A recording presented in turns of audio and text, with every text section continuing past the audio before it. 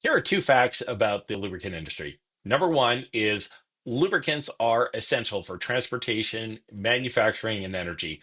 Regardless of the sustainability pressure on the oil industry, the fact is there's just no technology replacement for lubricants. Number two is we are not a quickly evolving industry. The business model that we're using today for a lubricant to be used for a certain period of time, disposing of it, and then replacing it with new oil is literally as old as the industry itself. The other big kind of trend I think that we're going to be seeing a lot of is demographics.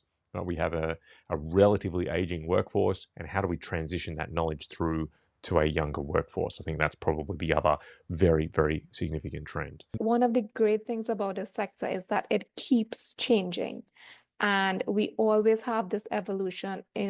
Technology keeps evolving, chemistry keeps evolving, and equipment manufacturers have so many things that they have going on that they keep changing.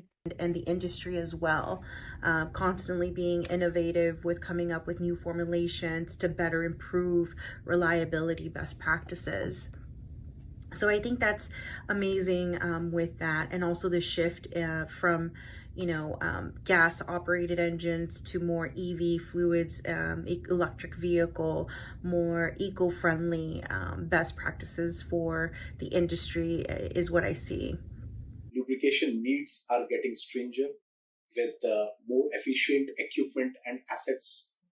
With the technology of various mechanical parts and machineries advancing, lubrication has found its own importance, an importance which was not with the present intensity earlier, but nowadays, with regards to better efficiency requirements, with better performance needs, and with various other importance in IIoT related monitoring of systems around the globe, and with more and more AI coming in, there are certain requirements of better lubrication management in the entire industry in various geographies. Of course, depends upon the level of maturity and advancement. And I think that new innovative technology with regards to solvencer technology, filtration technology that's new and innovative that help with sustainability, working towards maintaining a decrease in your overall carbon footprint, because all of us have our own carbon footprint, and understanding that and working on mitigating that, I think is incredibly important in the industry, and we're at the forefront of that. We are trying to speed up the evolution of the industry by developing technologies that enable lubricants to be used many times longer without requiring oil changes. And we believe also this is the most sustainable activity that can be done in lubricant management. In countries like India, the government has already launched regulatories due to which waste lubricants and end-of-life lubricants need to be brought back into the circular economy by contributing towards manufacturing of re-recycled base oil, or RRBO.